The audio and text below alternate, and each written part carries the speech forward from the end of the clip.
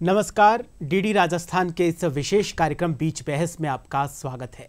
मैं हूं आपके साथ विकास सोनी। जैसा कि आपको मालूम है, इस बीच बहस के विशेष कार्यक्रम में हम उन समसामयिक मुद्दों के ऊपर चर्चा करते हैं जो प्रत्यक्ष और अप्रत्यक्ष रूप से हमसे और हमारे समाज से जुड़े हुए रहते हैं। ऐसे ही आज एक गंभीर विषय के ऊपर हम चर्चा करने जा रहे हैं। जी हाँ, भारत में विश्व में सबसे ज़्यादा युवा शक्ति कहीं है तो वो भारत में है। करीबन 40 करोड़ के आसपास युवा शक्ति भारत के पास में है, जो बड़े फख्र की बात है। लेकिन एक चिंता का विषय भी है। पिछले कुछ 2-3 सालों से इन युवाओं में आत्महत्या और अवसाद की स्थिति लगातार बढ़ती जा रही है। आखिर युवाओं में ये आत्महत्या की प्रवृत्ति क्यों बढ़ रही है, अवसाद में वो क्यों गिरते जा रहे हैं, इन सभी गंभीर विषय पर चर्चा करने के लिए, इन सभी प्रश्नों का आंसर देने के लिए स्टूडियो में आज हमारे साथ खास मेहमान मौजूद हैं। आप हैं डॉक्टर अखिलेश जैन साहब। आप ईएसआई मॉडल हॉस्पिटल जयपुर में मनोरोग विभाग के विभागाध्यक्ष के पद पर कार्य कर रहे हैं। सर, आपका इस चर्चा में बहुत बहुत स्वागत है। Thank you. चलिए चर्चा को शुरू करते हैं। सबसे पहले हम आपसे ये समझना चाहेंगे, मानसिक स्वास्थ्य जो बड़ा सुनने में लगता है, ये मानसिक स्वास्थ्य क्या है? स्वास्थ्य के बारे में हम सुनते हैं, लेकिन ये मानसिक स्वास्थ्य क्या है? देखिए, सबसे पहले तो मैं आपको साधुवाद देना चाहूँगा कि आपने एक इतना महत्वपूर्ण विषय आज उठाया है। जब हम मानसिक स्वास्थ्य की बात करते हैं तो मानसिक स्वास्थ्य को हमें उतना ही महत्व देना चाहिए जितना हम शारीरिक स्वास्थ्य को देते हैं, क्योंकि हम कहते हैं कि भाई स्वस्थ मन स्वस्थ शरीर में रहता है। तो शरीर भी जब ही स्वस्थ रहेगा जब आपका मन स्वस्थ रहेगा। शारीरिक स्वास्थ्य की बात हर जगह होती है, लेकिन मानसिक स्वास्थ्य की नहीं होती है। जबकि मानसिक स्वास्थ्य बहुत महत्वपूर्ण है। तो जब हम मानसिक स्वास्थ्य की बात करते हैं तो मानसिक स्वास्थ्य को हम इस संदर्भ में समझ सकते हैं कि ये आपकी एक तरह की स्टेट ऑफ वेलबींग, जिसमें आप भावनात्मक रूप से, सामाजिक रूप से, मनोवैज्ञानिक रूप से आप अपने आप को इतना सक्षम पाते हैं कि आप अपनी जो काबिलियत है, आपकी जो एबिलिटीज़ हैं, उनका आप संज्ञान रखते हैं, आप उनको समझते हैं और आपके जीवन में जो आम परेशानियाँ, तनाव आते हैं जी, उनका आप आसानी से सामना कर सकते हैं। साथ ही साथ आप संरचनात्मक प्रोडक्टिव काम करते हुए समाज में अपना एक सक्रिय योगदान दे सकते हैं। तो उसको हम एक अगर मोटे तौर पे समझना चाहें तो हमारा मानसिक स्वास्थ्य है।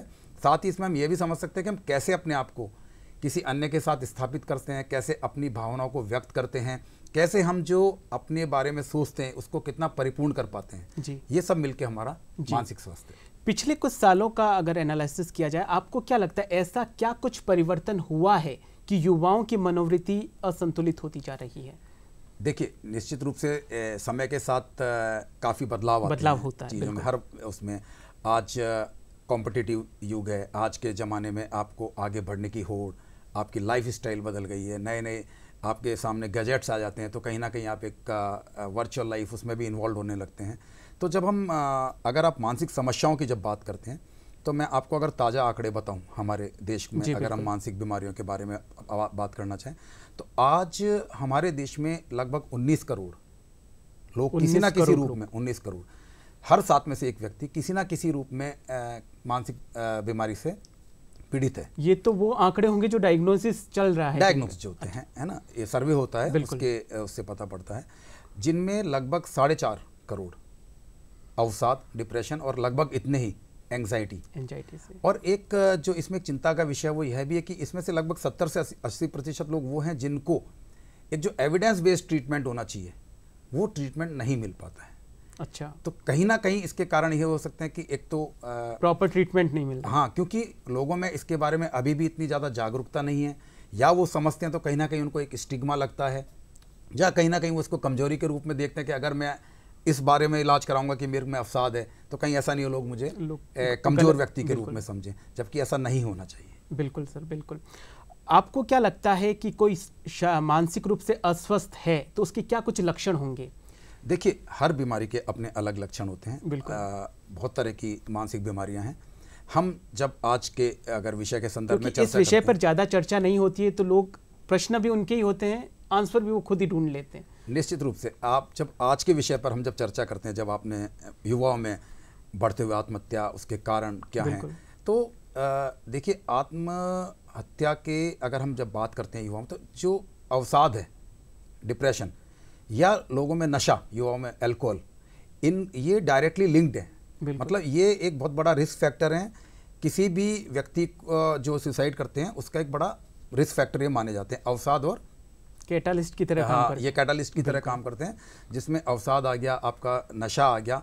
इसके अलावा कई बार ऐसी परिस्थितियां भी बनती हैं जिसमें जब व्यक्ति ऐसे क्राइसिस में होता है कि वो उसकी समझ जो है वो उस पर्टिकुलर मोमेंट पे वो उन जो उसके साथ समस्या जा रही है, जो क्राइसिस है, उसको वो कोप अप नहीं कर पा रहा है या उसका वो सामना नहीं कर पा रहा है। जैसे आप देखिए, कई बार आपको मान लीजिए कोई फाइनेंशियल लॉस हो गया एकदम से, या कोई लंबी गंभीर बीमारी है जिससे आप जूझ रहे हैं, या आपके रिलेशनशिप में कोई ब्रेक आ गया जिससे आपको एकदम से सेटबैक लगता है। तो ये कुछ ऐसे कारण हैं जो कई बार तात्कालिक भी व्यक्ति इस तरह का कदम उठा सकता है। अंतिम जो उपाय ये आत्महत्या का जब आता है तो उस वक्त उस स्थिति से कैसे उभरा जाए? कुछ सेकंड या कुछ मिनट का, मैंने ऐसे कहीं पढ़ा है, कुछ सेकंड या मिनट का ये रहता है, जैसा आपने बताया तात्कालिक कारण रहता है। तो उस समय उस कंडीशन से हम खुद को कैसे बाहर निकालें? देखिए, सबसे महत्वपूर्ण इसमें यह हो जाता है, जब व्यक्ति आमतौर पे जब उसमें इस तरह के भाव उत्पन्न होते हैं तो कहीं ना कहीं वो अवसाद की स्थिति में हो सकता है। अवसाद की जब हम बात करते हैं, डिप्रेशन की जब हम बात करते हैं, तो इसमें व्यक्ति का मन उदास रहना, उसका जिन कामों में पहले रुचि होती थी, जिन कामों में वो पहले बहुत ज़्यादा इंटरेस्ट रहता था, वो रुचि उसकी धीरे धीरे कम होने लगती है।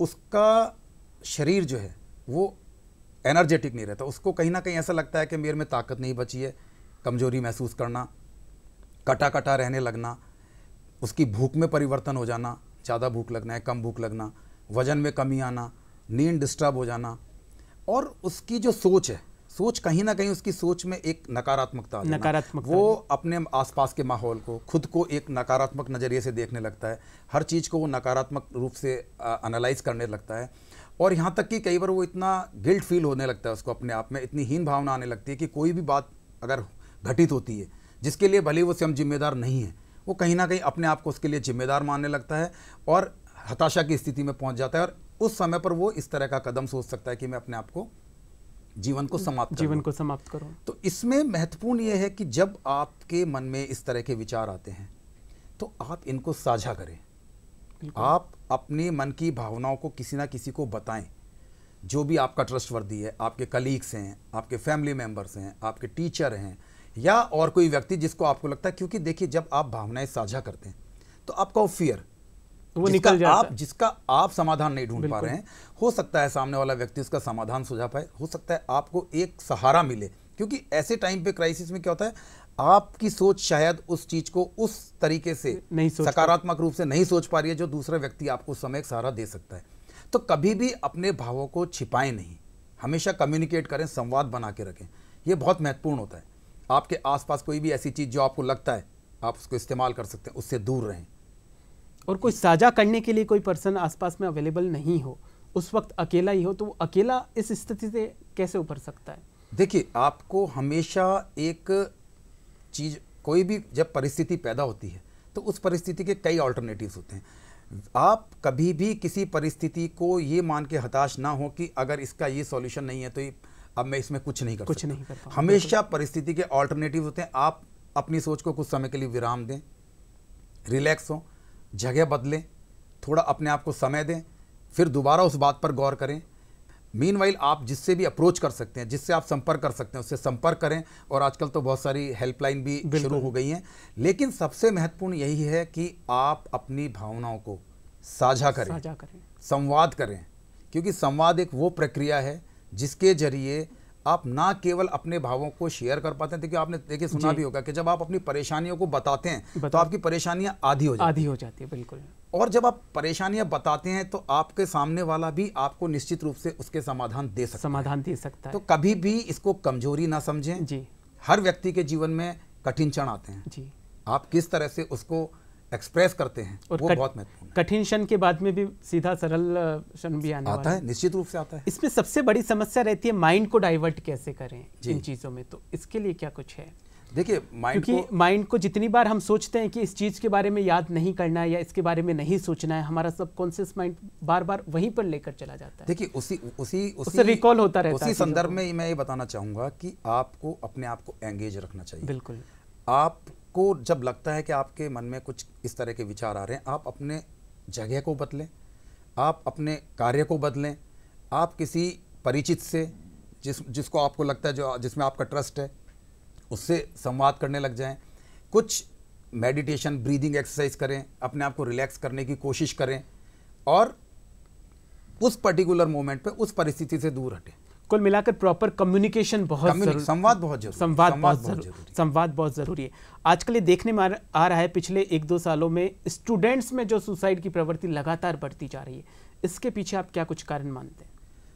देखिए, ये बहुत चिंता का विषय है, ये निश्चित रूप से बहुत बड़ी चिंता का विषय है। पहले 10-15 साल पहले जो स्टूडेंट होते थे उनमें धैर्य होता था, सब कुछ होता था, क्या ये सबसे बड़ी कमी है या कुछ और? देखिए, हम जब सुसाइड के बारे में जब हम बात करते हैं, तो अगर मैं आपको एक आंकड़ा दूं, बिल्कुल, WHO का, तो आज विश्व में लगभग 8 लाख सुसाइड प्रति वर्ष होती हैं, यानी 40 सेकंड में एक सुसाइड। जी सर। और युवाओं में जो 15 से 29 साल 15 to 29 ईयर्स की एज है, उसमें ये 4th leading cause of death है।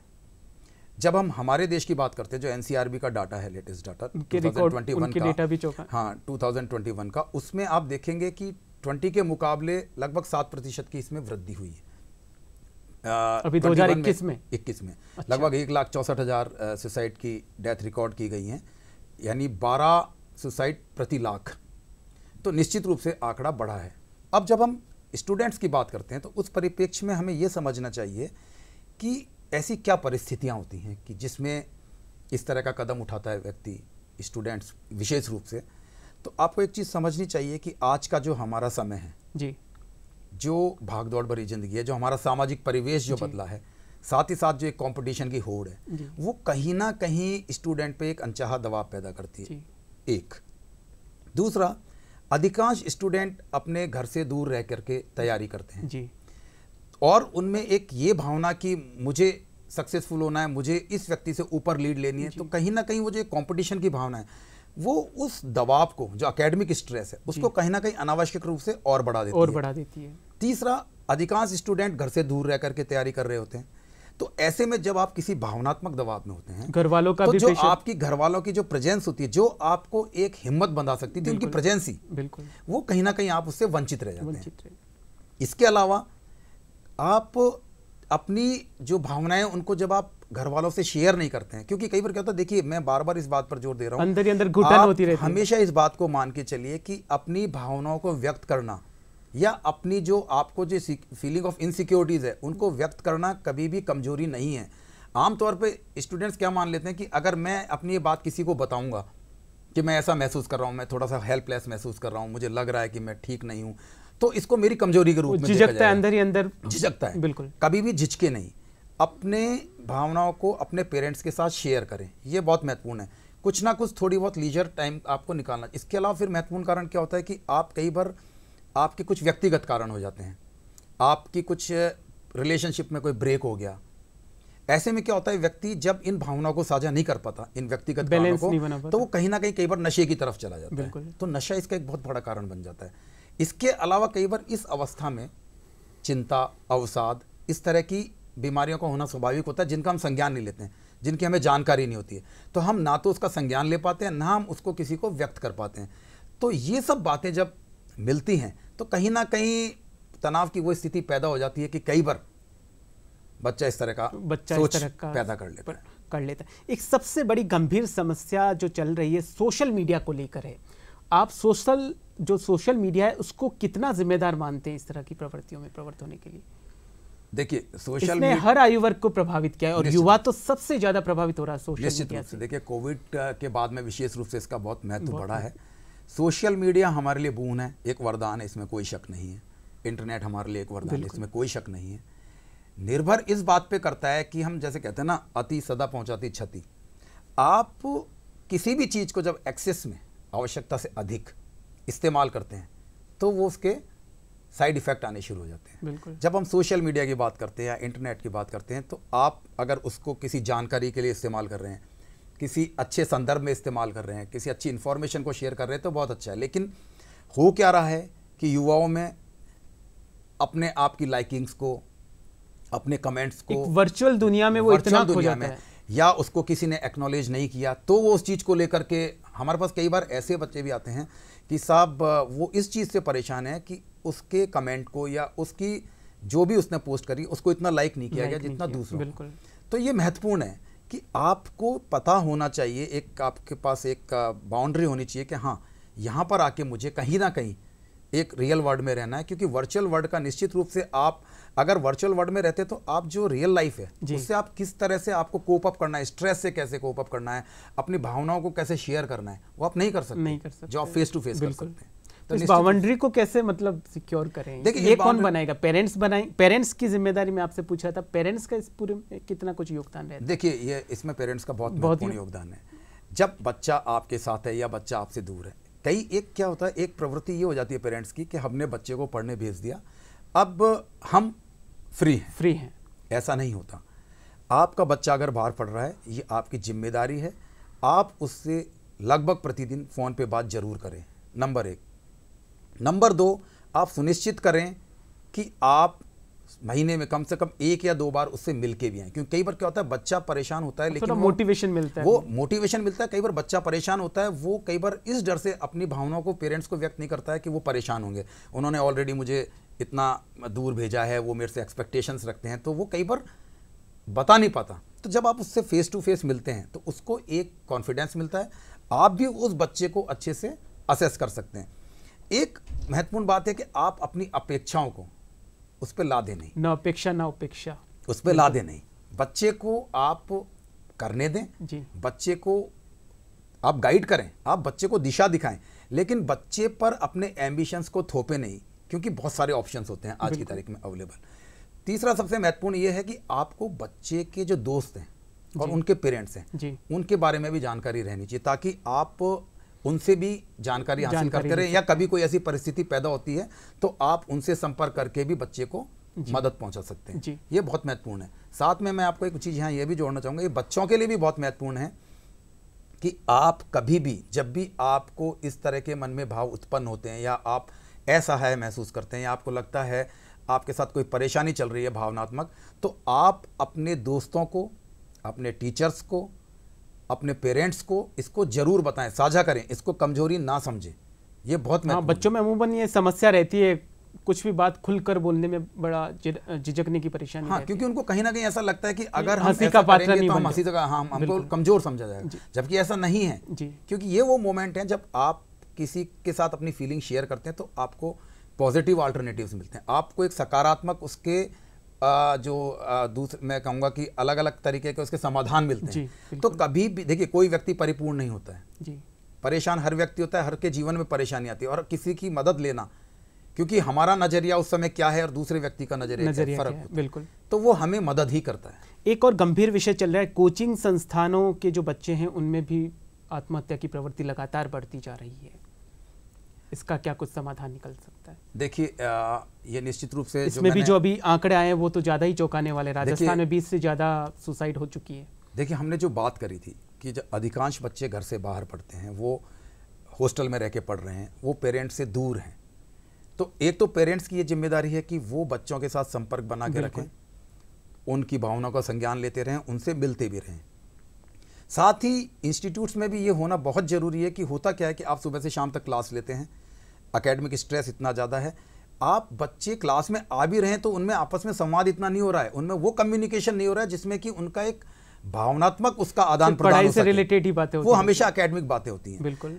तो कहीं ना कहीं हफ्ते में एक दिन उनको लीजर के लिए, मनोरंजन के लिए, उनको आपस में एक दूसरे से मिलने के लिए समय देना बहुत ज़रूरी है। क्योंकि इसका जो बहुत महत्वपूर्ण पहलू मैं आपको बता रहा हूँ वो यह है कि जब आप एक दूसरे से अपने दोस्त के साथ बैठते हैं, बातें करते हैं, तब आप एक दूसरे को समझते हैं, आप में एक दूसरे के प्रति विश्वास पैदा होता है। जब मैं आपके साथ समय बिताऊंगा तो मैं आपको समझूंगा, मेरा आप में ट्रस्ट डेवलप होगा, और जब मेरा आप में ट्रस्ट डेवलप होगा और मेरे अंदर कुछ इस तरह की भावनात्मक परेशानी है तो मैं आपके साथ उसको शेयर करने में हिचकिचाऊंगा नहीं। बिल्कुल। तो ये बहुत महत्वपूर्ण है कि उनको कुछ समय मनोरंजन के लिए, रिलैक्स होने के लिए दिया जाए, ताकि वो एक दूसरे को समझें, कभी कोई परेशानी हो तो एक दूसरे के साथ शेयर कर सकें। इसके साथ ये भी बहुत महत्वपूर्ण है कि जब हम एक दूसरे को समझ पाएंगे जी, तो जब व्यक्ति इस तरह की स्थिति में होता है तो उसके ऐसा नहीं है कि कई लोग कहते हैं कि साहब जो इसके बारे में कुछ मिथ्स भी होते हैं, मैं आपसे बाद में चर्चा करूंगा सुसाइड के बारे में जी। बिल्कुल। कई लोग कहते हैं कि साहब पता नहीं पड़ता, ऑल ऑफ सडन होता है, तो इसको कैसे पता लगाएं। अधिकांश केस में सुसाइड इम्पल्सिव भी होती है क्राइसिस के मोमेंट में, लेकिन अधिकांश केसेस में कहीं ना कहीं व्यक्ति उसके व्यवहार में आपको कुछ ऐसे लक्षण नजर आएंगे जो कहीं ना कहीं इस बात को इंगित करेंगे कि इसके साथ कुछ ठीक नहीं चल रहा है।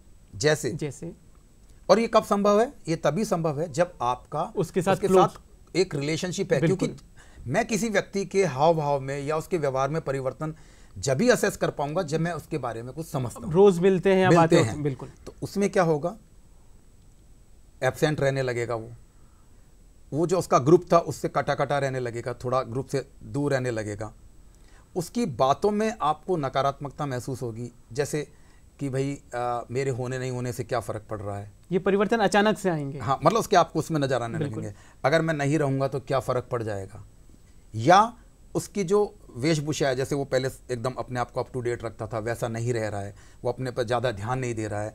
या उसका बिहेवियर जो है बड़ा एग्रेसिव टाइप का हो गया, या बहुत ज़्यादा रैश ड्राइविंग करने लगा है, रिस्की बिहेवियर होने लगा है उसका। या वो कुछ ऐसी चीज़ों को ज़्यादा देखने लगा है, ढूंढने लगा है, जैसे दवाइयों के बारे में या कुछ ऐसी चीज़ें जो उसको हार्म पहुंचा सकती हैं, इन सब के बारे में। तो ये इस तरह का व्यवहार कहीं ना कहीं इंगित करता है कि उसके साथ कुछ ठीक नहीं है। ऐसे में ज़रूरी है आप उसको इग्नोर ना करें, आप उसके साथ बैठें, उसको बातचीत करने के लिए प्रेरित करें, उसको समझने की कोशिश करें कि वो उसके भाव कैसे हैं। ये जब ही संभव है जब आपका आपस में एक कम्युनिकेशन बॉन्डिंग अच्छी होगी। साथ ही साथ एक टीचर्स का और स्टूडेंट्स का एक जो मेंटर मेंटी जो एक वो होना चाहिए, वो जरूरी है। हाँ, मेंटरशिप प्रोग्राम, क्योंकि आप इतने सारे बच्चे हैं, तो जब एक टीचर के साथ कुछ बच्चे एसोसिएट रहते हैं तो टीचर को उनके बारे में पता रहता है, बच्चों को भी टीचर में विश्वास पैदा होता है। तो अगर बच्चे में कुछ भावनात्मक इस तरह की परेशानी आ रही है तो किसी भी तरह की, तो अपने टीचर में वो कन्फाइड कर सकता है, वो टीचर को अपनी भावनाओं को बेहतर तरीके से समझा सकता है। तो मेंटर मेंटी प्रोग्राम होने बहुत जरूरी है। उसके साथ कुछ क्लोज ग्रुप्स होने चाहिए जिसमें अगर कुछ इस तरह की समस्या होती है तो हम साझा कर सकते हैं, एक दूसरे से साझा कर सकते हैं, काउंसलर्स भी हों, साइकोलॉजिस्ट भी हों। तो ये सब स्टेप्स हमें साथ में लेने जरूरी। आपने थोड़ी देर पहले जिक्र किया कि कुछ मिथ्स भी है, वो मिथ्स क्या है वो जानना चाहेंगे। हाँ, ये बहुत महत्वपूर्ण है। कई बार क्या होता है, देखिए जो सबसे बड़ा मिथ है, हम क्या समझते हैं कि अगर हम किसी से सुसाइड के बारे में बात करेंगे तो हम कहीं ना कहीं उसकी उस सुसाइड की प्रवृत्ति को बढ़ा देंगे, तो हम बचते हैं कि नहीं हमें इसके बारे में, जबकि ऐसा नहीं है। अगर कोई व्यक्ति आपको लगता है उसके व्यवहार में इस तरह का परिवर्तन हो रहा है कि वो सुसाइडल हो सकता है, तो आप उससे बात करें, आप उससे प्रेरित करें कि वो अपनी भावनाओं को आपसे साझा करे। क्योंकि देखिए वो क्राइसिस मोमेंट होते हैं और हो सकता है कि जब आप उसकी फीलिंग्स को अपने साथ शेयर करेगा तो उसकी वो जो इंटेंसिटी है वो कम हो जाए। हो सकता है वो उसको कदम नहीं उठाए क्योंकि आप उसको एक सहारा दे रहे हैं। जी बिल्कुल, एक ये मिथ होता है, तो कभी भी इसमें हिचकिचाए नहीं। दूसरा मिथ ये होता है कि जो इस तरह की बातें करते हैं वो तो जनरली अटेम्प्ट करते ही नहीं है, या वो अटेम्प्ट करेंगे, उनको हम रोक नहीं सकते, ऐसा नहीं होता। जब व्यक्ति अगर आपको हिंट दे रहा है, कई बार व्यक्ति अपने आपसे, मान लीजिए किसी ने अपनी भावना को व्यक्त भी किया और आप सोचते हैं कि मैं इसमें कुछ नहीं कर सकता, ऐसा नहीं है। उस समय उस व्यक्ति के लिए आपका साथ होना बहुत जरूरी है, उसकी भावनाओं को सुनना बहुत महत्वपूर्ण है। जी बिल्कुल, क्योंकि आपका साथ, अगर आप उसको बोलने का मौका देते हैं, उसकी भावनाओं का व्यक्त करने का मौका देते हैं, तो आप उसको कुछ ऐसे सकारात्मक ऑल्टरनेटिव्स दे सकते हैं जो वो उस क्राइसिस सिचुएशन में खुद नहीं समझ पा रहा है, निकाल सकते हैं। तो कहीं ना कहीं ऐसा नहीं है कि आप उसकी मदद नहीं कर सकते। तीसरा, आप तुरंत उसको एक प्रोफेशनल हेल्प दिलवा सकते हैं अगर आप उसका संज्ञान लेते हैं तो। और एक इसमें महत्वपूर्ण ये भी होता है कि कई बार व्यक्ति ये सोचता है कि मान लीजिए किसी ने अटेम्प्ट कर लिया, जी अटेम्प्ट था, नॉट कंप्लीटेड सुसाइड। बिल्कुल, मैं आपको बताना चाहूँगा कि एक कंप्लीट सुसाइड के एवज में बहुत सारी मल्टीपल अटेम्प्ट्स होते हैं। कंप्लीटेड सुसाइड की बात करी हमने अभी तक, लेकिन अटेम्प्ट्स कई ज़्यादा होते हैं। तो कई बार व्यक्ति ये भी सोचता है कि इसने अगर एक बार अटेम्प्ट कर लिया था और अब वो उसका, मान लीजिए व्यक्ति का मूड ठीक है, तो ये लगता है कि हाँ तो ये ठीक है, सब ठीक है। ऐसा नहीं है। कई बार क्या होता है कि वो व्यक्ति जो अटेम्प्ट कर चुका है लेकिन अभी वो ठीक लग रहा है, उसका मतलब ये नहीं है कि वो पूरी तरह ठीक है। हो सकता है उसने कुछ ऐसा फर्म डिसीजन ले लिया हो कि उसका, आपको देखेंगे कि उसका पूरा जो हाव भाव है वो बदल गए हैं। और ये देखा भी गया है कि एक अटेम्प्ट के बाद के जो 3 मंथ्स होते हैं वो बहुत रिस्की पीरियड होता है। और सुसाइड अटेम्प्ट जो है वो सबसे बड़ा रिस्क फैक्टर है। अगर किसी ने पहले अटेम्प्ट किया है तो हमेशा ध्यान रखिए कि वो दोबारा अटेम्प्ट कर सकता है।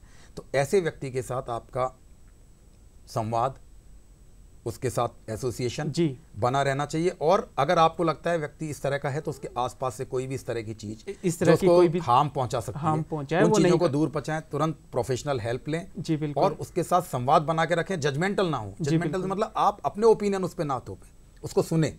अंत में आप युवाओं को क्या कुछ संदेश देना चाहेंगे कि जिससे वो अपना मानसिक स्वास्थ्य बहुत अच्छे से रख सके? देखिए, युवाओं के लिए मेरा वही संदेश, आपने सबसे पहले कहा युवा शक्ति देश का भविष्य है। बिल्कुल, आप में बहुत काबिलियत है, आप बहुत सक्षम हैं, लेकिन एग्जाम जो है वो एक प्रक्रिया है, एक सतत प्रक्रिया है और सफल होना असफल होना केवल एक उसका हिस्सा है। के हर स्तर पर एग्जाम होंगे। ये आपके लिए आने वाले दरवाजे खोलता है, आपके पास बहुत सारे ऑप्शंस रहते हैं। जीवन बहुत अनमोल है। अपनी भावना को शेयर करिए, अपने विचारों को व्यक्त करिए, संवाद बना के रखिए और हमेशा खुश रहिए, रिलैक्स रहिए।